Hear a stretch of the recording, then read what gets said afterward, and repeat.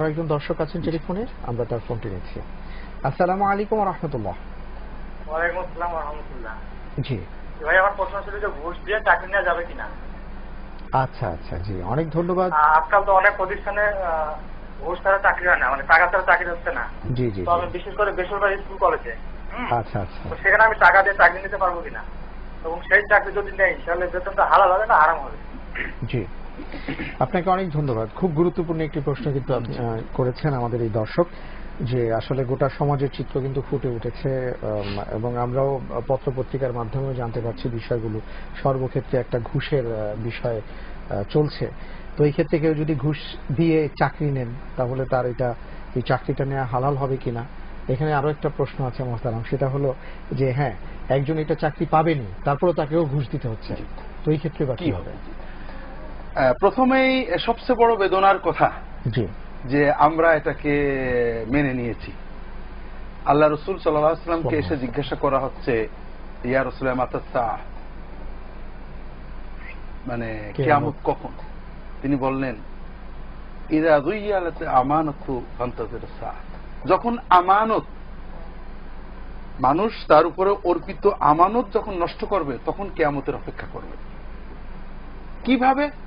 আবার ব্যাখ্যা চলো, ইযা উফসিদাল আমরু ইলা গায়রি আহলিহি ফান্তাযির সাআহ, যখন একটা দায়িত্ব অযোগ্যকে দেওয়া হবে, অর্থের বিনিময়ে, দলীয় কোনো কারণে, বংশের কোনো কারণে, ধর্মের কোনো কারণে, যে কোনো কারণে অযোগ্য ব্যক্তিকে তার দায়িত্ব দেওয়া, রাষ্ট্রীয় সামাজিক দায়িত্ব যখন অযোগ্য ব্যক্তিদের দেওয়া হতে থাকবে তখন তুমি কিয়ামতের জন্য অপেক্ষা করতে থাকো।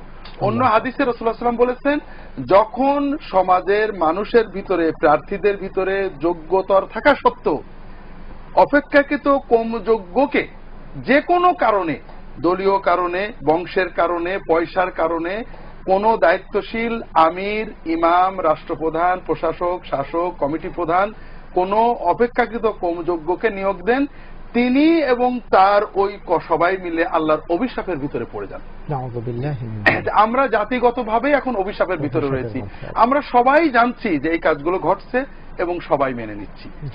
আল্লাহ তাআলার কাছে অন্তত আমরা অসহায়, আমরা এটা দূর করার ক্ষমতা নেই। তবে আল্লাহ তাআলার কাছে এইটুকুই বলতে পারি যে আল্লাহ, আমরা এই কর্মগুলোকে ঘৃণা করছি।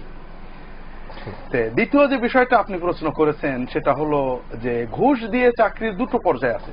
একটা হলো চাকরিটা আপনার যোগ্যতা আছে, পাওনা আছে, আপনি এটা পান, আপনার যোগ্যতা, কোয়ালিফিকেশন দিয়ে আপনার এটা চাকরি, অথবা ইন্টারভিউতে আপনি প্রথম হয়েছেন, আপনার পাওনা। কিন্তু টাকা না দিলে তারা দিচ্ছে না, জুলুম করে। এক্ষেত্রে ঘুষ দেওয়াটা গুনাহ হলেও ঘুষ, আপনার চাকরিটা বৈধ। এবং আপনি যেহেতু বাধ্য হয়ে দিয়েছেন, আপনি তওবা করলে আশা করা যায় আল্লাহ এই গুনাহটা মাফ করবে। তবে যারা নিয়েছেন তারা অবস্থায় মহাপাপী। আমরা একজন দর্শকের ফোন নিচ্ছি, তারপরে কথা বলবো। আসসালামু আলাইকুম। আসসালামু আলাইকুম। জি, ওয়ালাইকুম আসসালাম ওয়া রাহমাতুল্লাহ। ভাই, আপনার টেলিভিশনের সাউন্ডটি কমিয়ে দিন। আমি আপনার ব্যবসা করি। আচ্ছা আচ্ছা, মার্কেটে বাকি আছে আমার। জি, তো ওই টাকাটা কি আমার যাকাত দিতে হবে? এই প্রশ্নটা। জি জি, অনেক ধন্যবাদ আপনাকে, আমরা জানবো। জি, ওয়ালাইকুম আসসালাম ওয়া রাহমাতুল্লাহ। দ্বিতীয় পর্যায় হলো যে চাকরিটা আপনার প্রাপ্য নয়, অন্য কেউ ফার্স্ট হয়েছে, অথবা ফেয়ার কম্পিটিশন হলে আপনি যে পেতেন না আপনি জানেন, কিন্তু শুধু চাকরির জন্য, মানে টাকার বিনিময়ে আপনি নিয়েছেন, এই ঘুষও হারাম, চাকরিও হারাম। আজীবন যত বেতন, অর্থাৎ জাল সার্টিফিকেট দিয়ে, ঘুষ দিয়ে, অবৈধ কিছু দিয়ে যে চাকরি আমরা নিই অন্য লোকের হক নষ্ট করে, এই চাকরি যেমন আপনার মূল কর্মটা হারাম, এই চাকরিটাও হারাম বলে গণ্য হবে, উপার্জনটাও হারাম বলে গণ্য হবে।